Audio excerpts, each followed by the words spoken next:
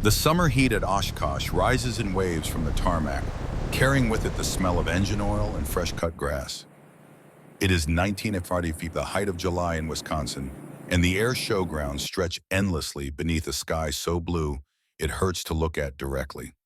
76 years old now, Takeshi Yamamoto stands before a restored Heinkel, who 100, This his hand fuselage has trembling seen better slightly days. as The his frame is fingers solid, trace but the the skin aluminum needs a skin lot of of the work. wing. It's a The metal survivor. is warm from the sun, almost alive, and for a moment he is not here at all. He is 29 again. The year is 1938, and the world is about to catch fire. The old man's eyes close. When they open, something has shifted. The crowd around him fades into background noise. The replica aircraft before him becomes something else entirely. A ghost, a memory, a bridge across 47 years of silence. In 1939, I flew the fastest fighter in the world. Germany built it. Japan bought it. America forgot it. Okay? But this machine taught me something neither emperor nor flag could teach. The truth, when it finally came, arrived too late to matter, or perhaps exactly when it needed to. The story does not begin here in the comfortable warmth of an American summer. It begins in the cold autumn of 1938 in a Tokyo office where career officers made decisions that would ripple across oceans and decades. It begins with a young man who believed he understood the world standing at attention before men who believed the same thing. All of them were wrong. But first you need to understand what the Imperial Navy sent me to do in Germany and why they chose me. If you or your father served in the Pacific, stay with me. You will see this war differently by the end. October rain falls on Osaka, turning the streets into mirrors that reflect a gray sky. Takeshi Yamamoto walks those streets without seeing them. His mind already thousands of miles away, already in Germany, already proving something to men who will never fully appreciate the proof. He is the third son of a shipyard foreman at the Kure Naval Arsenal, a man whose hands built destroyers and whose back bent under the weight of empire. Takeshi graduated from Itajima Naval Academy in 1932, not at the top of his class, but close enough to matter, marked always by his instructors as obsessive analytical, too careful with details that other men dismissed. His wife Akiko is 27, the daughter of Admiral Suzuki, a marriage arranged with precision and intended to advance careers on both sides. They have no children yet. The pressure from both families grows heavier with each passing month, but Takeshi tells himself that achievement comes before family, that proving himself worthy comes before proving himself fertile. He tells himself many things in those days. Most of them are lies. What Takeshi believes in October of 1938 is simple and absolute. Japan has invented torpedo technology that will revolutionize naval warfare. Japan has aircraft carriers when other nations are still building battleships. Japan understands the future while the West clings to the past. The Germans, he thinks, overcomplicate everything with their love of engineering precision. The Americans mass produce garbage and call it progress. Only Japan, only the divine empire truly understands the marriage of art and function, tradition, and innovation. He believes this the way other men believe in God. The summons arrives on October 12th. Naval Ministry, Tokyo, 0900 hours, dress uniform. The note is brief, official, empty of warmth or explanation. Takeshi knows immediately that this is either the beginning of everything or the end of his career. There is no middle ground in the Imperial Navy, not for third sons of foremen, not for men who married above their station. The room where they brief him is smaller than he expected. 3 senior officers, none of whom he knows personally, all of whom know his father-in-law. They waste no time on pleasantries. A delegation is being sent to Germany. 3 men. Technical evaluation. The Heinkel He-100 fighter. Reports suggest it may be the fastest aircraft in the world. The Navy has authorized 1.2 million Reichsmarks for purchase, another 1.6 million for manufacturing license. Takeshi will lead the evaluation team. The unstated truth sits in the room like smoke. This is a test. Come back with the aircraft and the knowledge to build it. Prove that Japanese engineering can not only match but surpass what the Germans have accomplished. Return victorious and there will be promotions, respect, vindication for every slight and passed over opportunity. Return with anything less and there will be nothing but shame. That night, Admiral Suzuki visits their modest home in Osaka. He drinks sake in small, precise sips and does not look at his daughter while he speaks to his son-in-law. The conversation is brief. Come back with the plane, the admiral says, or do not come back at all. Takeshi understands. He has always understood. This is what it means to marry into a family of consequence. This is what it means to be a third son, reaching for heights his birth did not promise him. The Trans-Siberian Railway cuts across a continent like a scar across skin's 7,000 miles of track, from Vladivostok to Moscow, Moscow to Berlin.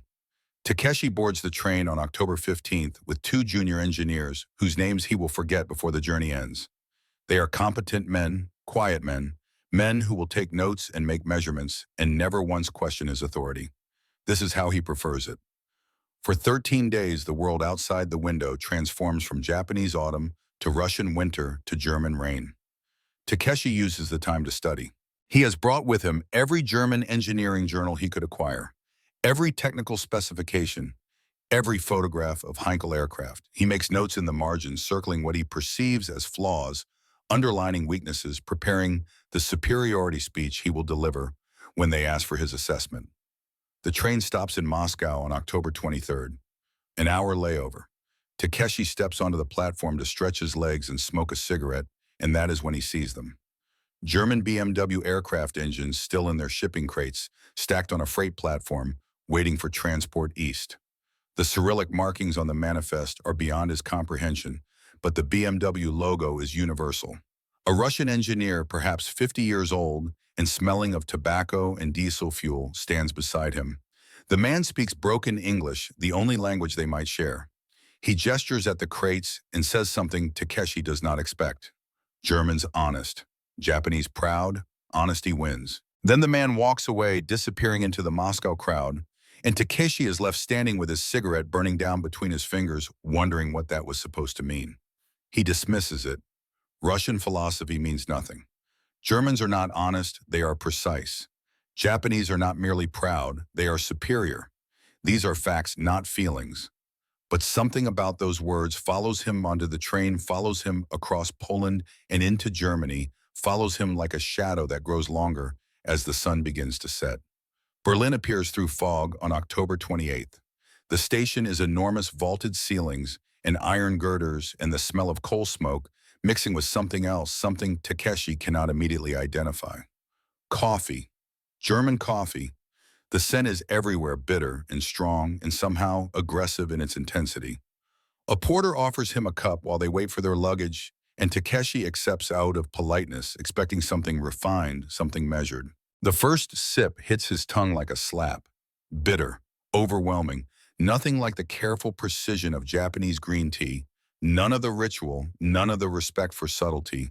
This is coffee that announces itself, demands attention, refuses to be ignored. Takeshi drinks half the cup because pride will not allow him to waste it, and the entire time he is thinking that this is what is wrong with the West.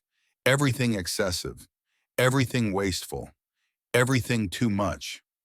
He does not know it yet, but this coffee will return to him later. This moment will matter in ways he cannot begin to comprehend. The drive from Berlin to Marienhead takes 4 hours through countryside that looks nothing like Japan. Everything is flat where Japan is mountainous gray, where Japan is green cold, where Japan remembers warmth. The Heinkel facility appears through drizzle like a fortress. Long buildings of concrete and glass smokestacks rising against autumn sky, the whole complex humming with industry and urgency. Takeshi expected arrogance. He expected Nazi efficiency and superior attitudes and engineers who would treat him like a subordinate. He expected swastikas and propaganda and men who believed themselves the master race. What he finds instead breaks his expectations so completely that he will spend the next 3 weeks trying to rebuild them. Ernst Heinkel is not what Takeshi imagined. The man is in his 50s, exhausted in the way that only prolonged disappointment can exhaust a person. He chain smokes throughout their first meeting, his fingers yellowed with nicotine, his eyes carrying the weight of failures that success has not yet balanced. When Takeshi and his delegation enter the conference room, Heinkel stands, shakes hands with genuine warmth, and speaks words that land like stones in still water. Thank you for coming. We need this sale. Need, not want, need. The vulnerability in that single word is startling. Takeshi has prepared for German superiority for technical one-upmanship, for the subtle warfare of engineers proving dominance through specification and performance. He is not prepared for this. For honesty that sounds like desperation. For admission of weakness from men who are supposed to be strong. They walk to the hangar through rain that has become more insistent. Inside, beneath fluorescent lights that buzz and flicker, the He-100V5 sits like a sculpture, like something that transcended mere function to become art. Takeshi has seen photographs, has studied specifications, has convinced himself that reality could not match the propaganda. He was wrong. The aircraft is beautiful in a way that makes his throat tighten. Smooth lines, no visible radiators. Everything flowing into everything else like water frozen mid-pour. The wing is clean, the fuselage perfect, the whole machine suggesting speed even while motionless. For 30 seconds, Takeshi forgets every prepared criticism. For 30 seconds, he is simply an engineer looking at the work of other engineers and recognizing excellence. Then he catches himself. Remembers why he is here. Remembers what is expected. His voice when it comes is harder than necessary, but can it fight? The question hangs in the air. Ernst Heinkel and chief designer Siegfried Günther exchange a glance, and in that glance is something Takeshi will not understand for years. They are not offended, they are not defensive, they are simply tired. Siegfried Günther is 42 quiet, where Heinkel is expansive, meticulous, where Heinkel is passionate. He carries a leather portfolio filled with documents, and now he opens it, withdrawing complete engineering blueprints, spreading them across a work table with care bordering on reverence. Takeshi expects sanitized versions carefully edited to hide proprietary secrets. Instead, Günther lays out everything. Page 47. Günther says his finger tapping a specific calculation. That is where we failed. Can you see it? Takeshi leans forward, examining the mathematics. The stress calculations for the wing skin, under temperature, differential loading. And yes, there it is. An error. Not catastrophic, but significant. The kind of mistake that leads to warping, to structural damage, to crashed aircraft and dead pilots. The kind of mistake that any competent engineer should hide from potential buyers. Why show me your failure? The question comes out before Takeshi can stop it. Genuine confusion overriding diplomatic caution. Günther looks at him with eyes that have not slept properly in weeks. Because if you buy a broken plane, we both lose. We fixed this after the V1 crashed. The V5 you see now incorporates those corrections. You deserve to know the truth of what you are purchasing, the truth, that word again. Takeshi feels something shifting inside him, tectonic plates of certainty beginning to move in ways he cannot control. This is not how enemies behave. This is not how competitors operate.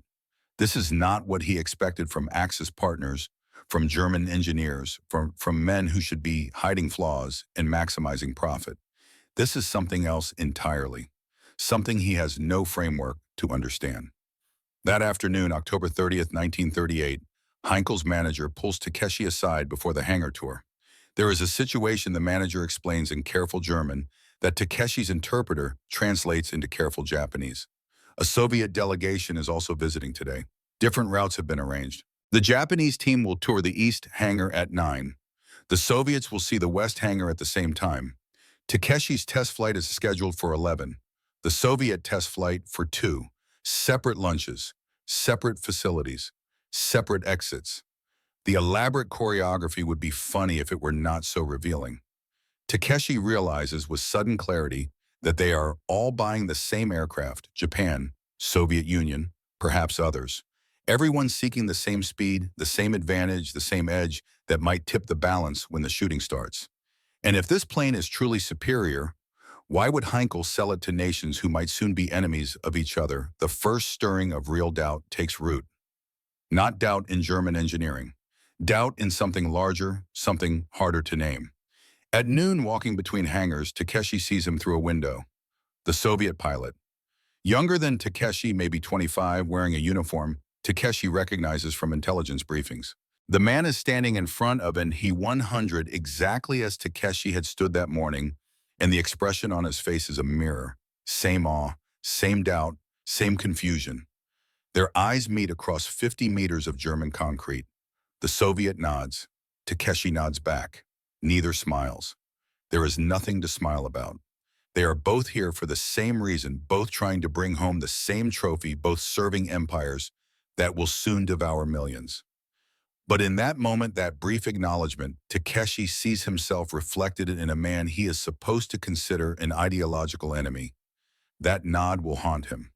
The test flight is scheduled for 11. Hans Dieterle, the chief test pilot, meets Takeshi on the tarmac at 10:45. Dieterle is 31, a Luftwaffe veteran with two fingers missing from his left hand, a casualty of a crash that should have killed him, but merely scarred him.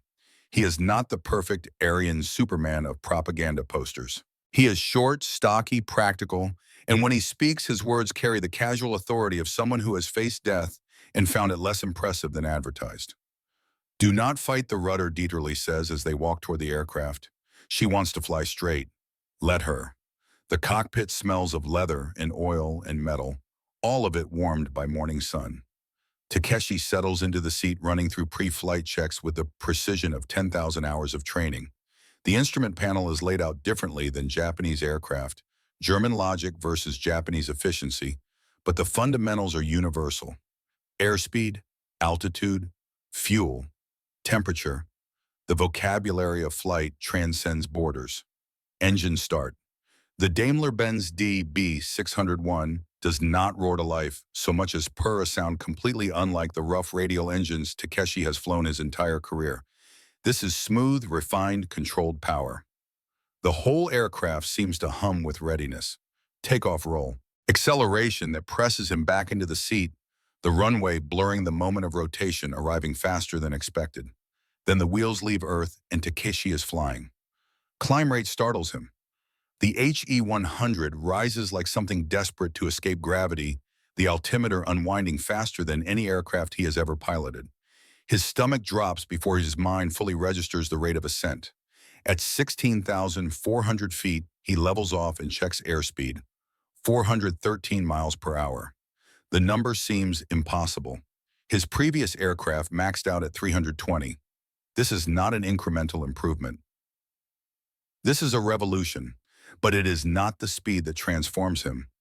It is the smoothness. No vibration, no rattling panels, no sense of barely controlled chaos. This is flight as it should be, elegant and pure and somehow right in a way that makes everything he has flown before that feel like rough approximation. The wind noise disappears behind the perfectly fitted canopy, leaving only the song of the engine, that smooth DB601 purr that sounds like confidence made audible. Takeshi keys the radio. What is the secret of this smoothness? Dieterle's voice comes back through static. No secret, Herr Yamamoto. Just care. Every rivet placed by hand. Every panel fitted with precision. We do not rush. We do not cut corners. We simply try to do it correctly. Something in Takeshi's chest tightens. This is not the answer he wanted. He wanted specifications. He wanted measurements. He wanted something he could quantify and replicate and ultimately improve upon. Care is not an answer. Care is a philosophy. And philosophies cannot be stolen, cannot be copied, cannot be mass-produced by nations desperate for advantage. The landing approach is textbook. Gear down, flaps extended airspeed, reducing the runway, rising to meet him. But as the wheels touch concrete, Dieterle's voice comes through the headset one more time. Notice the emergency gear extension. Pull the red handle. Gravity drop. No hydraulics. No electrical. Just weight and springs. We lost the V3 to stuck landing gear. The pilot died. So we learned. We designed the backup system. You learn from failure, yes. Takeshi taxes to a stop, kills the engine, sits in sudden silence. The question echoes. You learn from failure. Not a rhetorical question. A genuine inquiry. As if learning from failure is not shameful, but inevitable. As if admission of mistakes is not weakness, but wisdom. This is not how the Imperial Navy operates. This is not how Japan approaches engineering. Failure is not discussed. Mistakes are not acknowledged. Weakness is never admitted, especially not to foreign observers, especially not to potential customers. Takeshi climbs from the cockpit feeling more confused than when he entered it. The flight was perfect. The aircraft exceeded every specification, but the Germans' willingness to discuss failure, to point out their own mistakes, to hand over complete blueprints, showing exactly where calculations went wrong. None of this makes sense within his understanding of how great powers behave. The debriefing takes place in a small conference room that smells of coffee and cigarettes. Siegfried Gunther is waiting with more documents, more honesty, more things that Takeshi did not ask for and does not know how to process.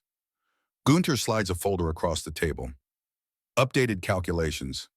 Gunther says, "We fixed the wing warping problem after you booked passage to Germany. You are seeing the V5, not the broken one.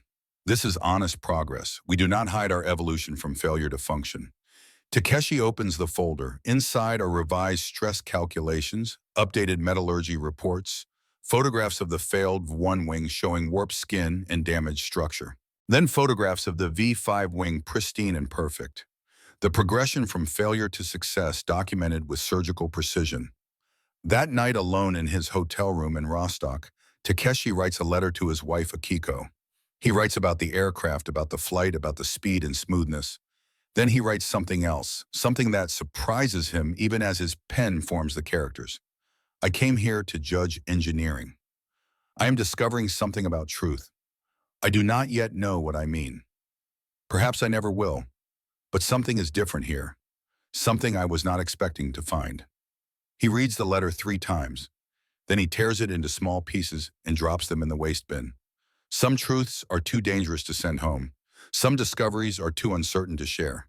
Akiko would not understand. Admiral Suzuki would consider it weakness. The Naval Ministry would see it as failure of focus. So instead, Takeshi writes a different letter full of technical specifications and performance data and reassurances that the He-100 will serve the Empire well. He writes what is expected. He hides what is true. It will be 47 years before he understands that this moment, this choice to conceal rather than confess, was the real failure. Not the Germans' honest admission of flawed calculations, not their willingness to show weakness, his refusal to acknowledge his own confusion, his choice of certainty over truth. But that understanding is still decades away. Tonight in October of 1938, Takeshi Yamamoto is simply a young officer who flew the fastest fighter in the world and discovered that speed alone does not answer every question. Tonight he is beginning to suspect that the Germans are teaching him something his education never prepared him to learn. Tonight he is starting to doubt. And doubt, once it takes root, grows like bamboo, silent, persistent, impossible to ignore. The old man opens his eyes. Oshkosh, 1985. The summer sun is lower now, the air cooling the crowd around the He-100, a replica, beginning to thin. His hand is still resting on the wing, still feeling the warmth of metal that was never meant to carry the weight of memory this heavy. Someone asks if he ever flew one during the war. Takeshi smiles, the expression carrying 47 years of what cannot be said in simple sentences. "I flew the prototype," he answers, "in Germany. Before it all started, before we knew how it would end." What he does not say is that the prototype taught him more about empires and pride and the price of certainty than any aircraft should be capable of teaching. What he does not say is that the lessons took half a lifetime to understand, and by the time he understood them, the world had already moved on. But the story is not over.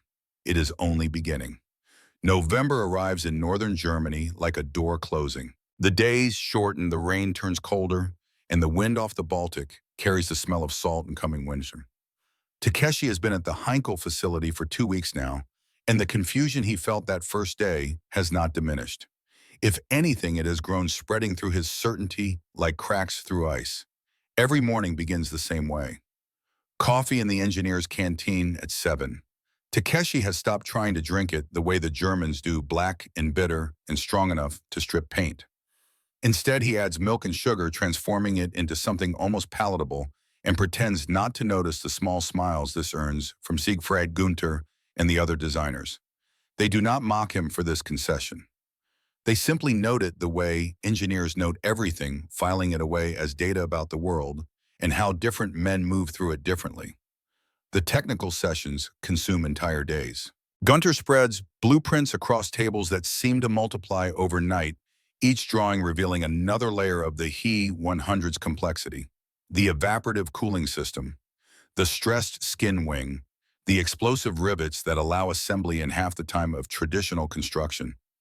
Every innovation comes with its own story of failure, iteration, correction. Gunter talks about mistakes the way other men talk about victories without shame, with only the calm recitation of facts and consequences. On November 8th, during a session focused on engine mounting, Takeshi asks a question that has been troubling him since the first flight. Why eliminate the standard engine mount entirely? Why use the cowling itself as structural support? The weight saving is minimal. The risk seems disproportionate. Gunter looks up from the drawings, his pencil still in hand, and for a long moment says nothing. Then he gestures for Takeshi to follow him. They walk through the factory floor, past workers assembling fuselages, past the smell of welding and cutting oil to a storage area at the building's far end. They're covered with a tarp as the wreckage of the Ho-100 Vai-1. Gunter pulls back the covering. The damaged wing lies like a corpse on sawhorses, its skin warped and buckled from the temperature differentials that Takeshi saw documented in those first blueprints. But Gunter is not pointing at the wing. He is pointing at the engine mount, at the twisted metal where standard attachment points failed during the emergency landing after the cooling system's catastrophic malfunction. If we had used traditional mounting, Gunter says quietly, the engine would have torn free, would have gone through the cockpit. Hans Dieterle would be dead, not merely injured. So we eliminated the traditional mount, made the cowling strong enough to hold the engine, reduced failure points, increased pilot survival. This is engineering, Herr Yamamoto. We do not design for the perfect flight. We design for the crash. Takeshi stands before the wreckage and feels something shift in his understanding. Japanese engineering philosophy prizes elegance, efficiency, the pursuit of perfection. But perfection assumes conditions that rarely exist in reality. The Germans are not designing for ideal circumstances. They are designing for chaos, for failure, for the moment when everything goes wrong and the only thing that matters is whether the pilot walks away. It is pragmatism versus artistry, survival versus beauty. And standing there in the dim light of the storage room, Takeshi is no longer certain which philosophy is superior. That afternoon, the factory foreman invites Takeshi to observe the assembly process on the production floor. Not the V-series prototypes, which are hand-built by master craftsmen, but the D-series aircraft that Heinkel hopes to sell to Japan and other foreign buyers. Takeshi expects to see something impressive, German precision and efficiency creating aircraft with mechanical regularity. What he sees instead is chaos barely contained. Workers arguing over rivet placement. A fuselage section returned from quality control 3 times for the same defect. A young assembler reduced to tears over a misaligned panel that will require hours to correct. The foreman watches all of this without apparent concern, occasionally offering quiet suggestions, never raising his voice, and allowing the problems to exist until the workers solve them. Why do you tolerate such disorder? Takeshi cannot help asking. In Japan, there would be discipline, structure. The foreman would enforce standards. The foreman, a man in his 60s named Wilhelm, who fought in the previous war and carries shrapnel in his left leg, considers the question with the seriousness it perhaps does not deserve. Discipline creates obedience, he says finally, but obedience does not create understanding. These workers must know why the rivet goes in this position and not that one, must understand the consequence of poor alignment. If I simply demand compliance, they build what I tell them to build. But when I am not watching, when they face a problem I did not anticipate, they will not know how to solve it. So I let them struggle, let them fail, let them learn. Learning again. That word that keeps appearing in German sentences like a refrain. The acceptance of failure as teacher rather than shame. Takeshi thinks about Itajima Naval Academy, about instructors who punished mistakes with physical correction, about a system designed to create warriors who did not question, and engineers who followed specification without deviation. And he wonders not for the first time what is lost in such efficiency. The breakthrough, when it comes, is not technical. It arrives on November 12th in the middle of an afternoon session about fuel tank placement, and it comes wrapped in brown paper and tied with string. Siegfried Gunter's wife visits the factory that day, bringing lunch for her husband, as she apparently does twice weekly. She is a small woman, perhaps 40, with kind eyes and flower on her sleeve.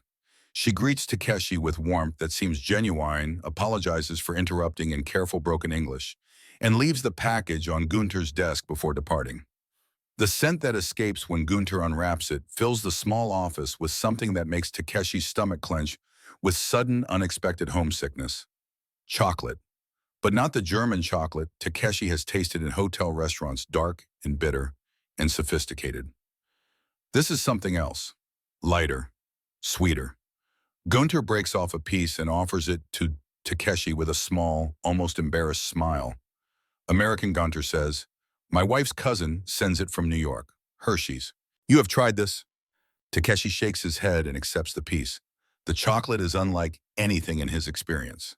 Not refined, not subtle, almost aggressively sweet, but there is something about it, some quality of straightforward pleasure without pretension that catches him off guard. He chews slowly and Gunter watches with an expression that suggests this is a test, though what is being tested remains unclear. My wife's cousin Gunter continues works in engineering in America. For Boeing, he sends letters sometimes about their methods. Very different from ours. Less precision, more, how do you say, pragmatic improvisation. They build what works, not what is theoretically perfect. And they send chocolate, which is also not perfect, but it makes people happy. This is important too, I think. Making people happy. The chocolate sits on Takeshi's tongue melting, and he thinks about the coffee he has been drinking every morning, the grudging accommodation he has made to German habits. And now this American chocolate arriving in a German engineering office, sent by a cousin who builds American bombers that might one day face German fighters in combat. The whole situation is absurd. And yet here they are, two engineers from nations preparing for war, sharing chocolate from a third nation that will probably join that war on one side or another, and finding in this simple sweetness a moment of connection that transcends the politics neither of them fully controls. Do you think Takeshi asked carefully that Americans understand engineering the way Germans do? Or Japanese Gunter considers this while breaking off another piece of chocolate for himself? I think Americans understand something different. They understand that perfect is the enemy of good enough. That a weapon delivered today is worth more than a superior weapon delivered next year. They will build 100 adequate aircraft while we perfect 10 superior ones. And in war, numbers often matter more than quality. This is what my cousin writes. This is what worries me. The honesty is startling again. A German engineer admitting that American mass production might defeat German precision. Takeshi wants to argue, wants to defend the Japanese philosophy that aligns more closely with German perfectionism than American pragmatism. But the chocolate in his mouth makes argument seem petty. Chocolate sent from one potential enemy to another, shared with a third. The whole world is preparing for war, and here in this small office, three nations' engineering philosophies meet in a candy bar. That night, Takeshi writes another letter he will not send. This one tries to explain the chocolate, the connection between American simplicity and German complexity and Japanese refinement. He wants to tell Akiko that the world is more complicated than their education prepared them to understand. That enemies share chocolate. That honesty might be worth more than superiority. That he is learning things the Imperial Navy never intended him to learn. But the words will not come correctly. Every sentence sounds naive or treasonous or simply confused. So again, he tears the letter into pieces and writes the expected report instead. Technical specifications, performance data, recommendations for purchase. All facts, no truth. The propaganda game reveals itself slowly then all at once. On November 15th, a photographer arrives from Berlin, official looking with official papers, and spends 2 days taking pictures of the HE-100V5 from every conceivable angle. The aircraft is repainted during this time, its original markings covered with a designation that Takeshi does not recognize. He-112U. When he asks Gunter about this, the chief designer's face goes carefully neutral. Marketing Gunter says, and will say nothing more. But Takeshi pieces it together from overheard conversations, from the knowing looks exchanged between engineers, from the fact that Ernst Heinkel himself is absent during the photographer's visit. The He-100 is being disguised as the He-112, the earlier Heinkel fighter that lost the Luftwaffe contract to Messerschmitt's Bf-109. The world record that Ernst Udet set in the He-105-2 back in June will be attributed to this fictional He-112U. The deception is elaborate and apparently sanctioned at the highest levels of the German aviation ministry. The why becomes clear when Takeshi realizes what this means. Germany wants potential buyers, Japan included, to believe the HE-100 is already in Luftwaffe service, that the speed records are being set by operational military aircraft, not experimental prototypes, that purchasing this fighter means buying proven technology, not taking a risk on unproven design. It is a lie, an elaborate, carefully constructed government-approved lie. And Takeshi is complicit in it simply by being here, by evaluating an aircraft under false pretenses, by preparing to recommend purchase to the Imperial Navy based on performance claims that are accurate but attributed to the wrong aircraft. On November 18th, Takeshi confronts Heinkel about this. Not aggressively. Japanese protocol and his position as a guest forbid aggression, but he asks the question directly during a private meeting in Heinkel's office. Why the deception? Why not simply sell the He-100 as what it is? Heinkel lights another cigarette, his fingers yellow and trembling slightly, and the look he gives Takeshi carries exhaustion that has moved beyond physical into something closer to spiritual. Because the Luftwaffe rejected this aircraft, he says. Because Messerschmitt won the production contract. Because my company survives on bomber production and foreign sales. Because truth is a luxury I cannot afford. Then why show me the truth? Why not maintain the fiction? You could have hidden the V1 wreckage, could have presented only success. Why admit failure? Heinkel draws on his cigarette, exhales slowly, and when he speaks, his voice carries something that sounds like regret for crimes not yet committed. Because you are an engineer, Herr Yamamoto. Engineers deserve truth. Politicians deserve propaganda. I am trying to sell you an aircraft, yes, but I am also trying to preserve something. Some piece of honesty in a world that values lies. Perhaps that is foolish. Perhaps I should simply take your money and say nothing about warped wings and failed calculations. But I am old enough to remember when engineering meant something beyond profit and politics. So I show you both, the truth and the lie, and I let you decide which matters more. The answer sits in the room between them like smoke. Takeshi knows which should matter more, knows what his duty demands. The mission is clear. Evaluate the aircraft. Recommend purchase if performance warrants. Bring home technical knowledge that will serve the empire. None of this requires wrestling with questions about truth and propaganda and the difference between what is real and what is claimed. But the answer Heinkel has given him, this weary admission that truth is luxury, feels more honest than anything Takeshi has encountered in his entire naval career. And that honesty makes everything more complicated. Word reaches them on November 20th that preparations are underway for another record attempt. Not Heinkel this time. Messerschmitt. The Bf-209A purpose-built racing aircraft disguised as a fighter will challenge the speed record that Udet set in the HE-100 VOF-2. The attempt is scheduled for April 1939. The target is 470 miles per hour. Takeshi watches the German engineer's reaction to this news and sees something he recognizes, the quiet determination, the sudden long hours. The way conversations shift from theoretical to practical overnight. Competition drives innovation. The Japanese understand this, but watching it happen in Germany, seeing engineers from competing companies pushing each other toward excellence, even as their nation prepares for war, reveals something about the universality of engineering culture that national boundaries cannot contain. Gunther begins working on calculations for another He-100 variant, the V8, designed specifically to reclaim the record from Messerschmitt.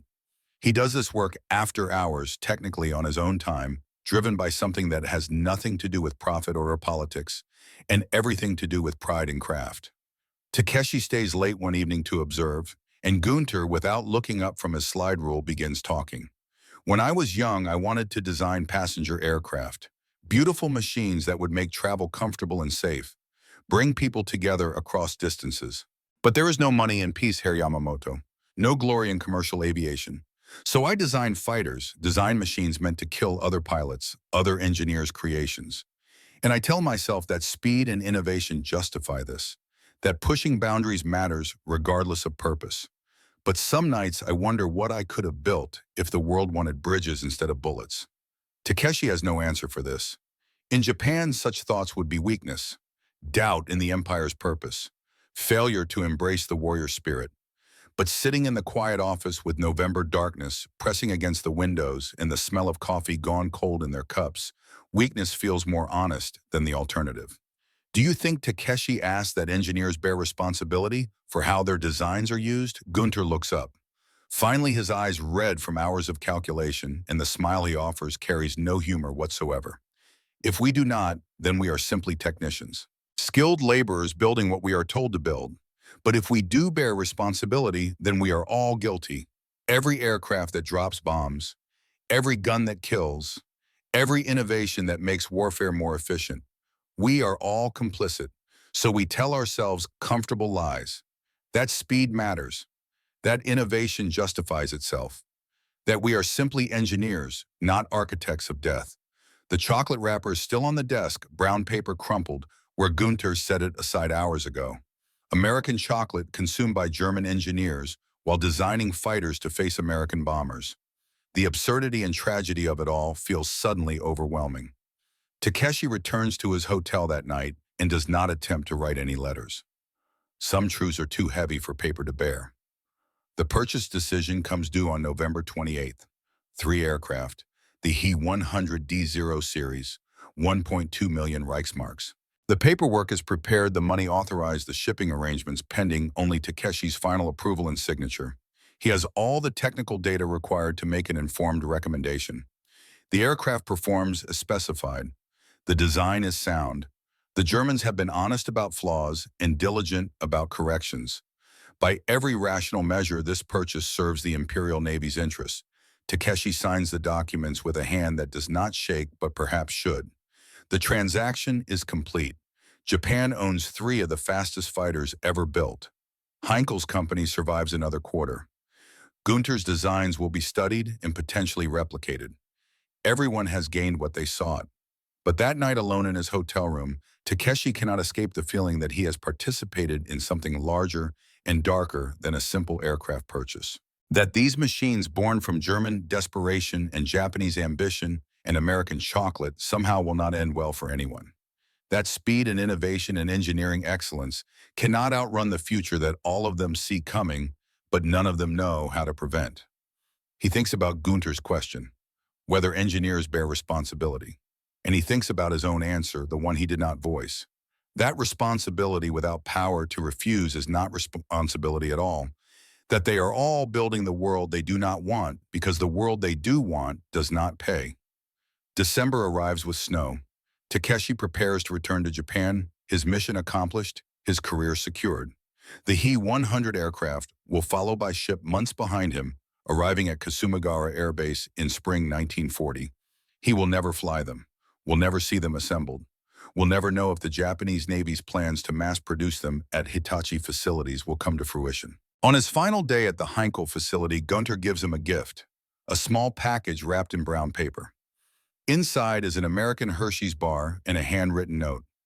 For when you need to remember that some sweetness survives even in bitter times.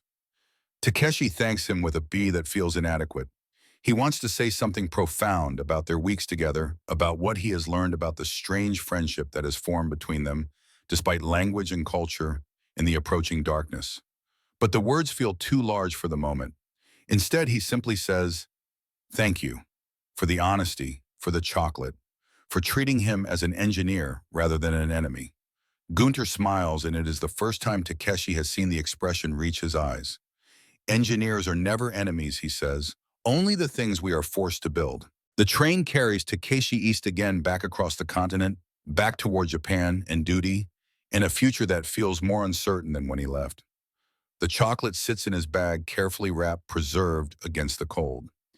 He does not eat it, cannot bring himself to consume this small piece of connection, this evidence that sweetness exists, this gift from a friend who might soon be an enemy, in fact, rather than merely in political designation. 47 years later, standing before the He-100 replica in Wisconsin, summer heat, Takeshi will remember that chocolate, will remember Gunter's tired smile, will remember the moment he understood that engineering, like all human endeavors, cannot escape the moral weight of creation. But that understanding, like so much else, came too late to change anything. The aircraft were built, the wars were fought, the deaths were counted, and all the honesty and chocolate and friendship between engineers could not stop what nations had already decided must happen. The old man's hand leaves the wing, finally the metal cooling as the sun drops toward the horizon. Someone asks what became of the German engineers he worked with. Takeshi's answer is brief. Some survived, some did not. All of them carried the weight of what they built. He does not mention that Siegfried Gunther lived into the 1970s, that they exchanged letters occasionally after the war, brief notes about engineering and memory, and the strange paths life takes. He does not mention that the American chocolate became a private symbol between them referenced, but never explained a shared secret about sweetness in bitter times. Some stories are not meant to be told completely. Some truths exist only between the people who live them, and some lessons take half a century to understand, arriving long after the moment when understanding might have mattered. The crowd thins further.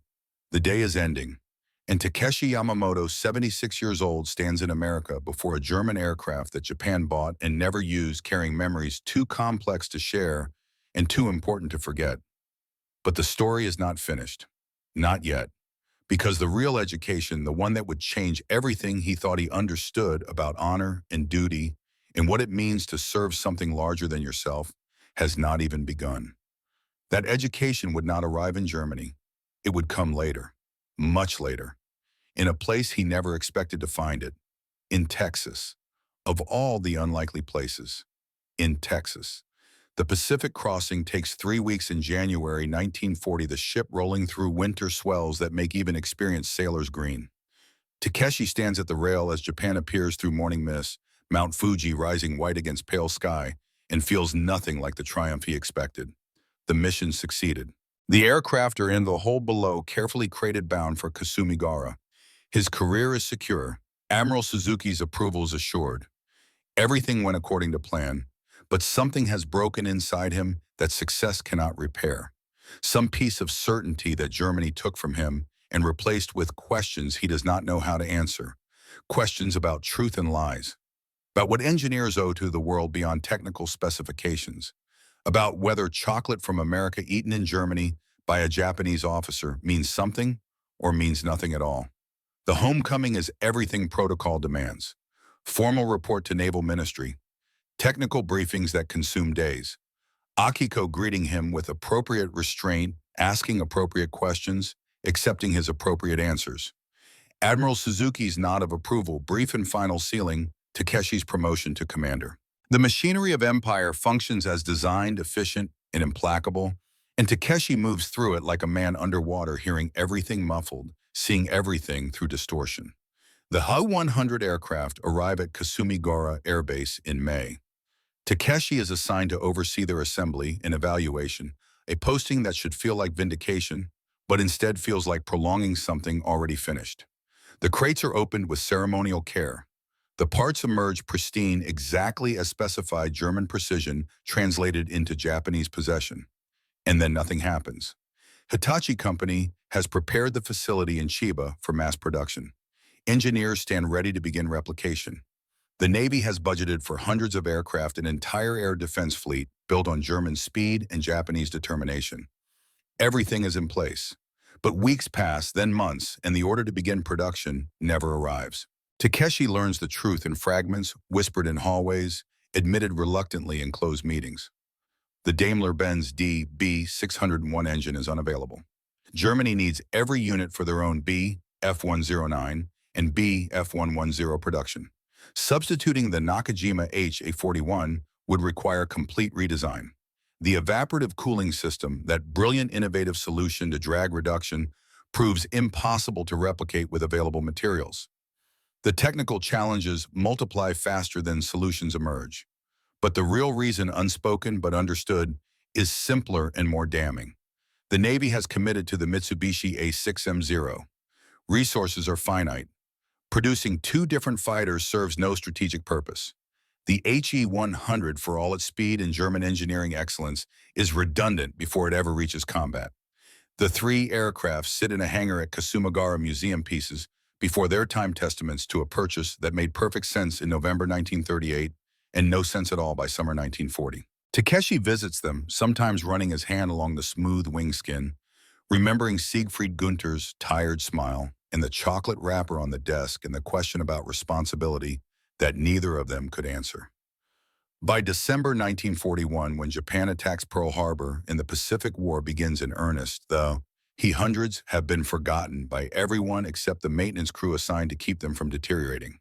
Takeshi is flying patrol missions in Yokosuka, piloting aircraft that are good enough, if not perfect, serving the empire because service is duty and duty is everything. The questions Germany planted in him remain unanswered, buried beneath the immediate demands of survival and mission completion. He does not think about American chocolate, does not wonder what happened to Gunter or Heinkel or the workers who assembled fuselages while their foreman let them struggle and learn. The war consumes everything. Questions are luxury, doubt is weakness. There is only duty and death and the narrowing space between them. The war ends in August 1945 with fire from the sky and surrender that feels like the world ending. Takeshi survives, which seems almost accidental, a statistical anomaly in a conflict that consumed millions. He returns to Osaka to find his childhood home destroyed by firebombing, his father dead, his mother living in his sister's overcrowded apartment. Akiko is alive, thinner than he remembers, eyes carrying things she will never discuss. They have no children. The war took that possibility along with everything else. The American occupation begins with uncertainty and fear. Enemy soldiers in the streets, foreign administration, everything Japanese subordinated to American authority. Takeshi expects arrogance, expects the cruelty of victors toward defeated, expects to hate them with the same intensity he once hated the idea of them. What arrives instead is pragmatism bordering on indifference. The Americans are not interested in vengeance. They are interested in rebuilding, in creating stability, in moving forward because dwelling on the past serves no purpose that they can identify. It is not mercy exactly. It is something more American. The practical understanding that you cannot build the future while nursing grudges from the past. Takeshi finds work in 1947 with the Allied Occupation Administration translating technical documents, helping American engineers understand Japanese industrial capacity. It is humble work for a former commander, but pride is another luxury the defeated cannot afford. He takes the position and tells himself that engineering transcends politics, that technical knowledge has no nationality, that he is simply doing what he knows how to do. The transfer notice arrives in April 1948, 3 months temporary assignment, Fort Worth, Texas, Consolidated Vultee Aircraft Corporation, technical liaison on B-36 bomber development, housing provided. Transportation arranged.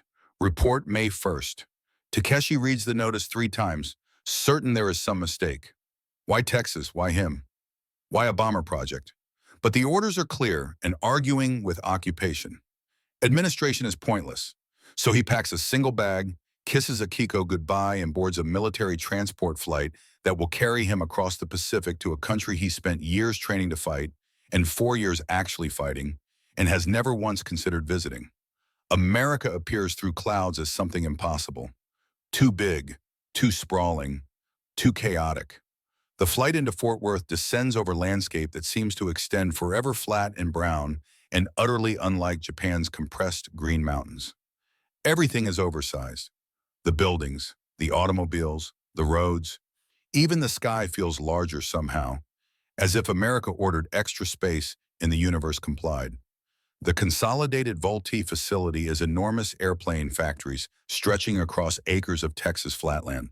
Takeshi is processed through security by a sergeant who barely looks at his papers, assigned a room in a dormitory that smells of fresh paint and air conditioning, given a badge that identifies him as technical liaison and grants access to areas he is certain he should not be allowed to enter.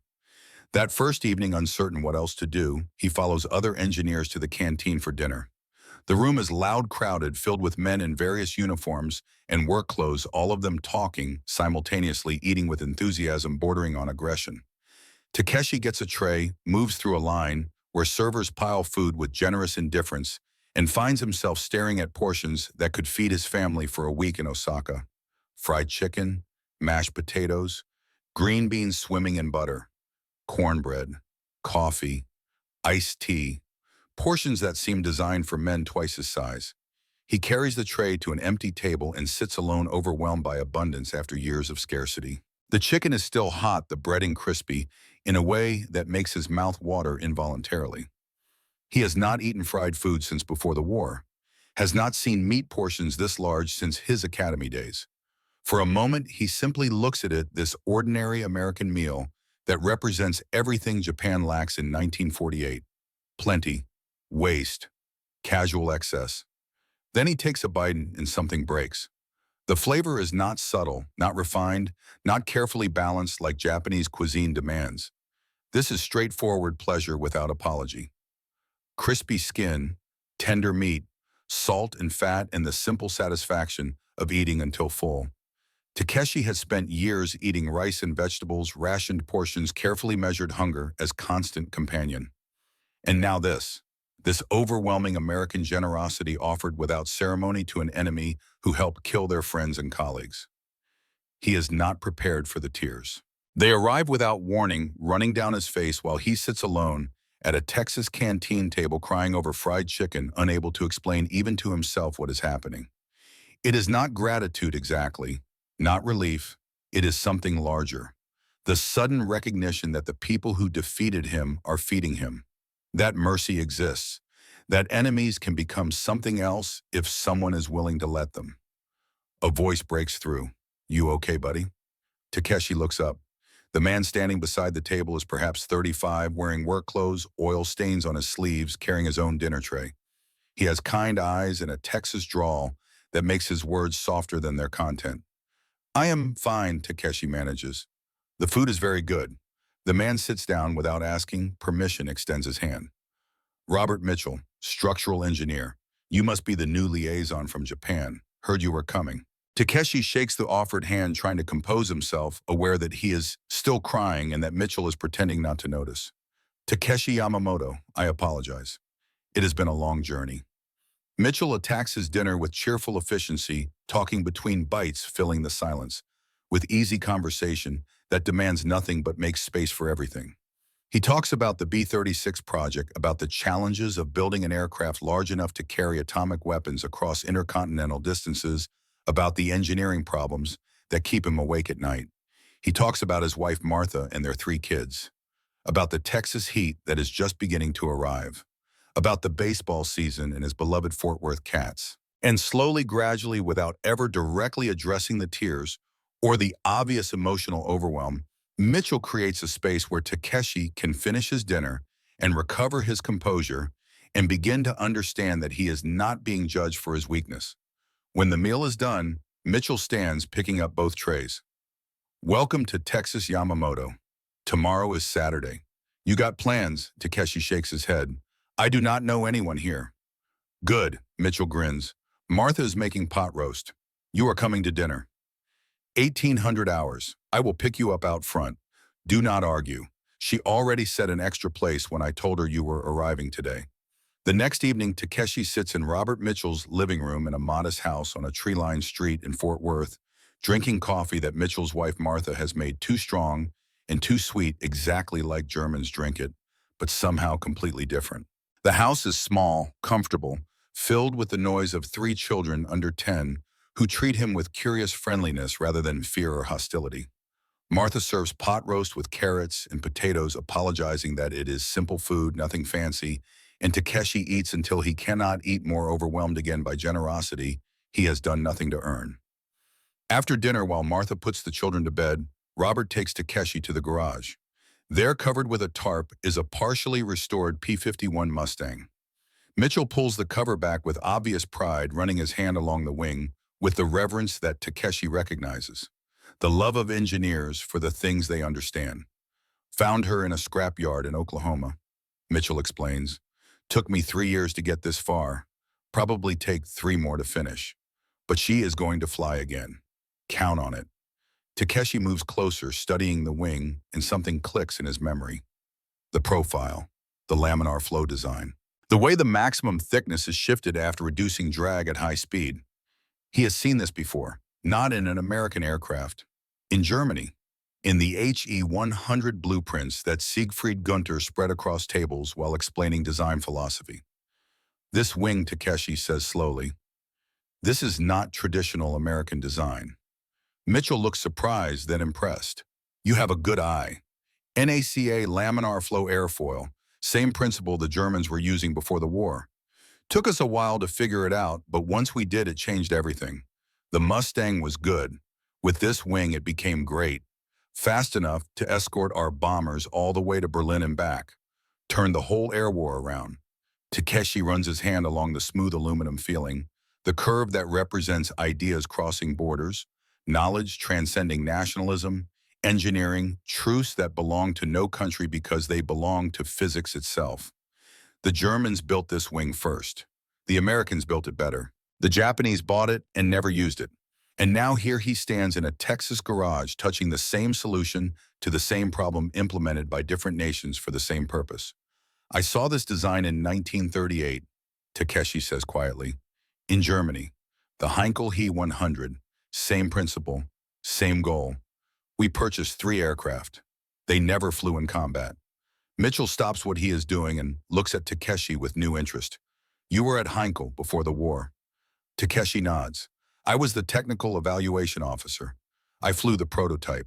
It was the fastest fighter I ever piloted. Well, I will be damned. Mitchell sits on his workbench studying Takeshi like he is seeing him for the first time. So you knew about laminar flow wings before we did? Before the Mustang. We knew Takeshi agrees, but knowing and using are different things. We could not produce the engine, could not replicate the cooling system. The aircraft sat in a hangar until the war ended. Perfect engineering. Useless in practice. Mitchell is quiet for a long moment, then shakes his head with something like wonder. That is the whole war right there, is it not it? Germans had the best engineering. Japanese had incredible dedication. But we had enough. Enough planes, enough pilots, enough industrial capacity to replace losses. Perfect does not win wars. Good enough in sufficient quantity wins wars. It is the same thing Siegfried Gunter said about American pragmatism in that November 1938 office, the same observation about numbers versus quality, but hearing it from an American engineer in a Texas garage makes it real in a way that German pessimism never did. America won not by being better, but by being relentless, by building 100 adequate aircraft while Germany perfected 10 superior ones, by choosing good enough over perfect because good enough delivered today beats perfect delivered never. Takeshi thinks about the He hundreds sitting unused while Zeros fought and died, about German honesty and Japanese pride and American chocolate that became a symbol of something he still does not fully understand, about engineering excellence that served no purpose because it arrived at the wrong moment in the wrong form for the wrong war. You know what the funny thing is, Mitchell continues. After the war, we got access to German research, their wind tunnel data, their design calculations. And you know what we found? They were ahead of us on almost everything. Jet engines, rockets, aerodynamics. If they had another year, maybe 2, they might have had weapons we could not counter. But they ran out of time, ran out of resources, ran out of pilots. All that superior engineering did not matter because wars are not won by engineers alone. The words sit between them, truth spoken without malice, and Takeshi feels something shifting again. The same feeling he had in Germany. The recognition that the world is more complex than any single perspective can contain. That excellence is not enough. That timing matters. That context determines whether brilliance becomes victory or simply becomes memory. Martha calls them in for coffee and pie.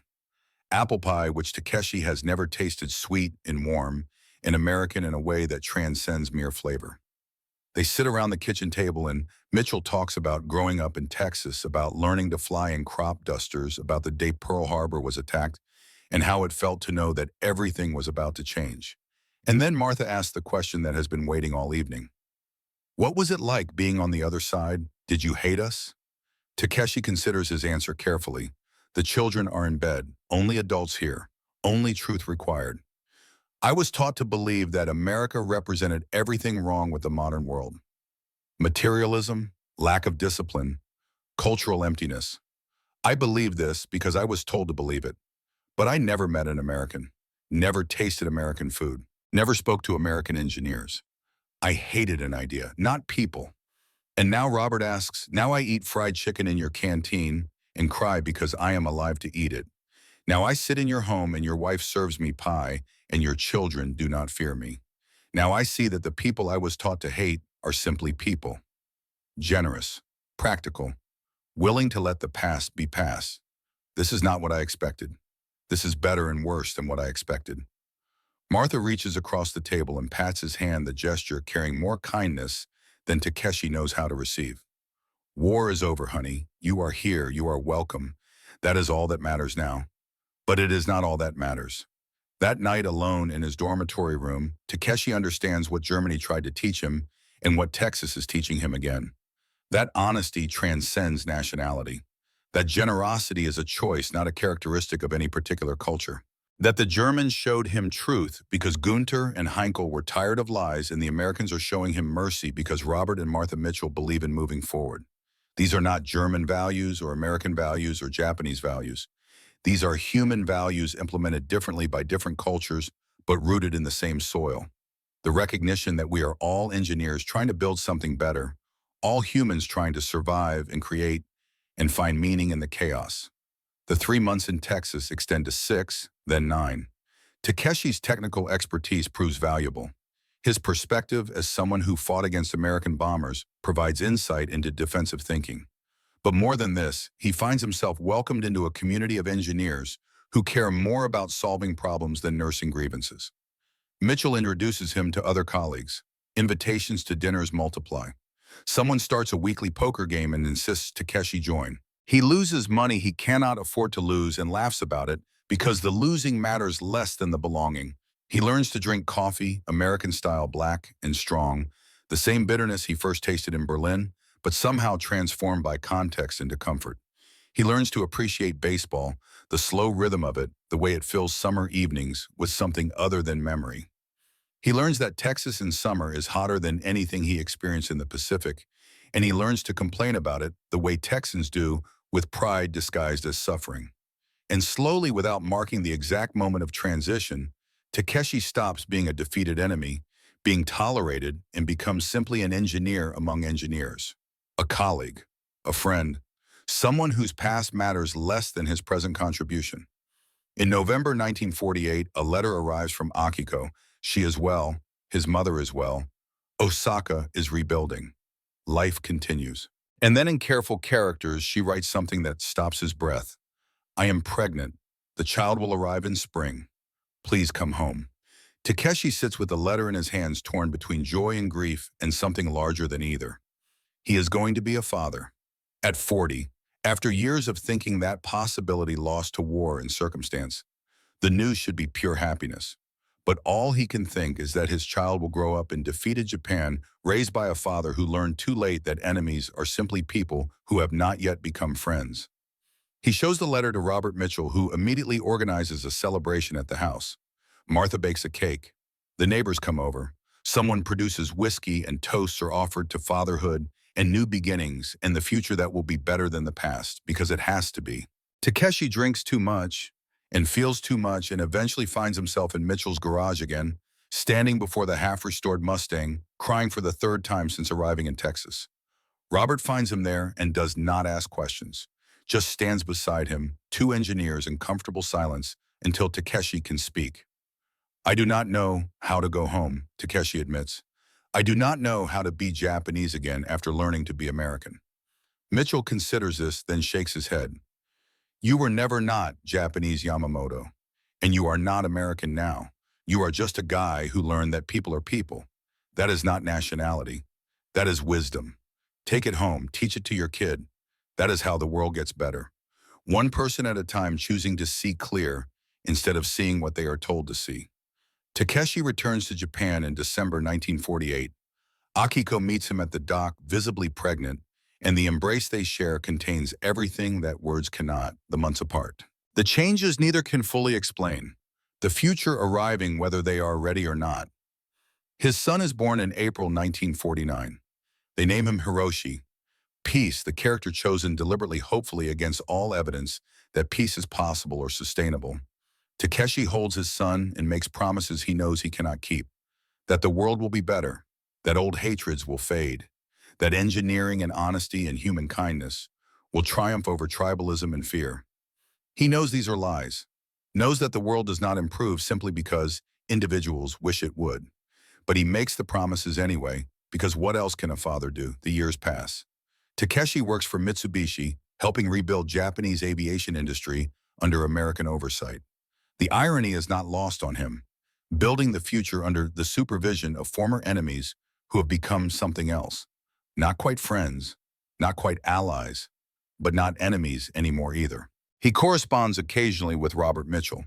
Brief letters about engineering challenges, family updates, the slow restoration of the Mustang.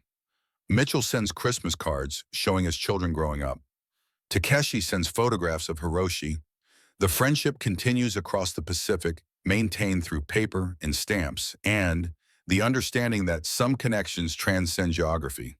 In 1960, Mitchell writes that the Mustang restoration is finally complete. The aircraft flew again, handled beautifully. He is donating it to the Confederate Air Force Museum, where it will be maintained and occasionally flown at air shows. If Takeshi ever comes to Texas again, he should visit, should see what 12 years of weekend work produced. Takeshi never makes that trip. Life intervenes, work demands. The raising of a son, the care of aging parents, the thousand obligations that fill decades until you look up and realize that someday has become never. Robert Mitchell dies in 1978. Heart attack. Sudden. The letter from Martha arrives months later apologizing for the delay, explaining that she had to find Takeshi's address, that Robert had kept all the letters in a box labeled friends. She thought Takeshi would want to know, thought he would want to understand that Robert spoke of him often, that the Japanese engineer who cried over fried chicken had taught him something about grace and second chances.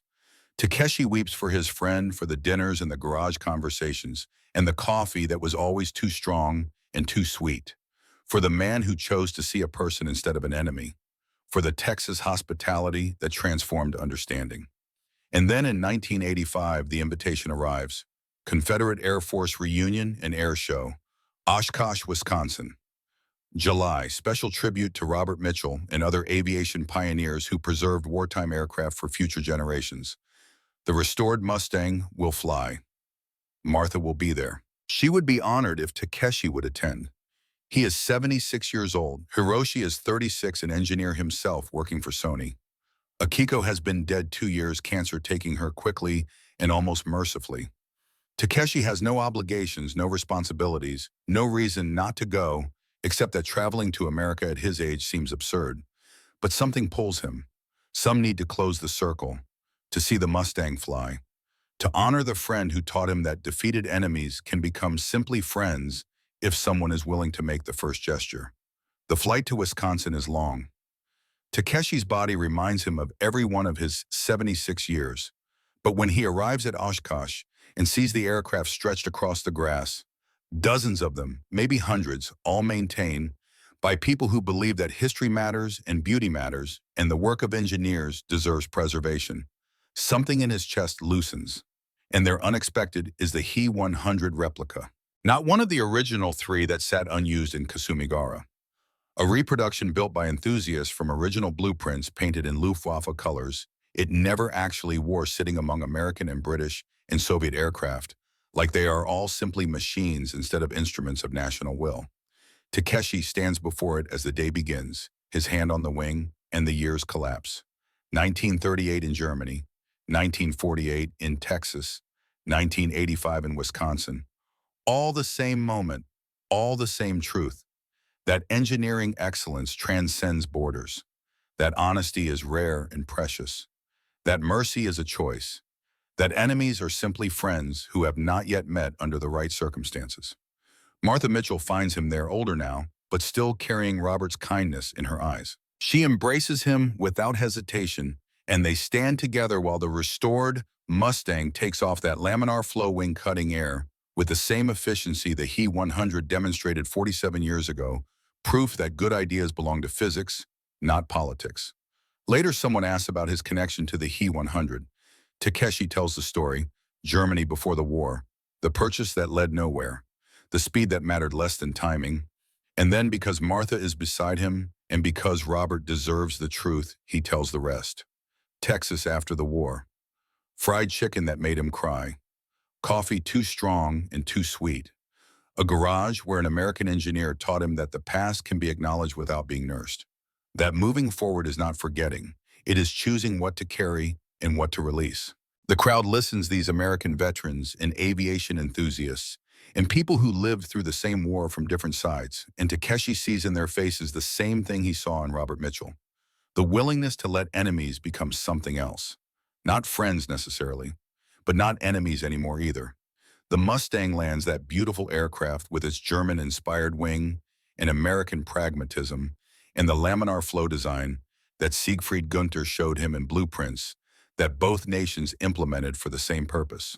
Takeshi watches it taxi, and he thinks about chocolate sent from New York to Germany and shared with a Japanese officer, about pot roast served to a defeated enemy, about all the small mercies that made peace possible. Someone asks if he has regrets. Takeshi considers the question seriously. I regret the war, he says finally. I regret the deaths. I regret not understanding sooner that enemies are an invention, not a truth. But I do not regret the aircraft. I do not regret the engineering. I do not regret learning even late that honesty and kindness are not weaknesses. That evening as the sun sets over Wisconsin and the air show winds down, Takeshi returns to the He-100 one final time. He thinks about the 3 aircraft that never flew in combat, about German engineers who admitted failure, about American engineers who chose mercy, about a son named Peace, growing up in a world still learning what that word means. The past cannot be changed. The He-100 will always be the fighter that never fought, but maybe that is its real legacy, not speed or innovation or engineering excellence, but the reminder that some things matter more than victory. That truth matters. That honesty matters. That choosing to build bridges instead of nursing grievances matters. Takeshi Yamamoto learned this in a German factory, forgot it in a Japanese war, and remembered it in a Texas garage. It took 47 years and travel across the world and the friendship of a man who chose to see a person instead of an enemy. But he learned it. Finally. Completely. Too late to change history, but not too late to change himself. And in the end, perhaps that is enough. Perhaps that is all any of us can do. Learn, change, choose mercy when vengeance is easier, choose honesty when lies are safer, choose to see people instead of enemies. The old man's hand leaves the wing for the last time. The metal has cooled. The day is ending. And Takeshi Yamamoto, 76 years old, walks away from the fastest fighter he ever flew, carrying with him the slowest lesson he ever learned. That speed is nothing. That engineering is everything and nothing. That we are all simply people trying to build something better from the wreckage we inherit. And that sometimes, if we are very lucky, we get the chance to choose what we build next.